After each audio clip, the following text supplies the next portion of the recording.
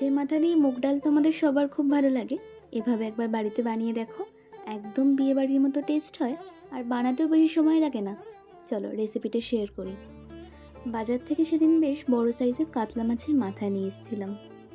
এবার এর মধ্যে একে একে নুন হলুদ দিয়ে ভালো করে ম্যারিনেট করে রাখবে। অন্যদিকে কড়াইতে সর্ষের তেল গরম হয়ে গেলে মাথাগুলো একে একে দিয়ে লালচে করে ভেজে নিতে হবে। মাছ ভাজা হয়ে গেলে এবার আমি এখানে এক বাটি মুগ ডাল নিয়েছিলাম। অন্য একটা কড়াইতে অল্প পরিমাণ সর্ষের তেল দিয়ে আমি এই ডালগুলো তার মধ্যে ভেজে নেব।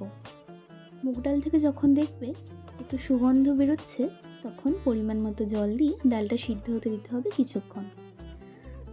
এই ফাঁকে অন্য একটা কড়াইতে তেল দিয়ে তাতে তেজপাতা, গোটা এলাচ আর লবঙ্গ ফোড়ন দিয়ে কুচিয়ে রাখা পেঁয়াজগুলো দিয়ে দিলাম। যখন দেখবে পেঁয়াজ এমন গোল্ডেন ব্রাউন কালার চলে এসছে, তখন রসুন বাটা দিয়ে ভালো করে নাড়াচাড়া করবে।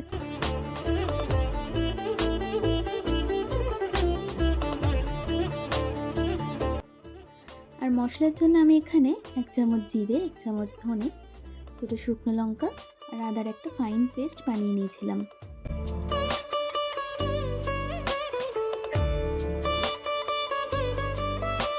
এবার স্বাদ মতো লবণ, এবার সেটাও ভালো করে মিশিয়ে নিলাম।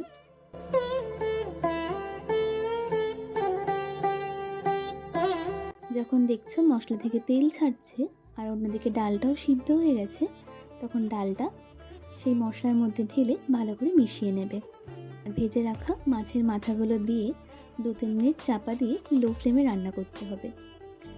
ডাল ফুটে উঠলে এতে টেস্ট ব্যালেন্সের জন্য 1/2 টিস্পুন চিনি দিয়ে দেখতে পারো।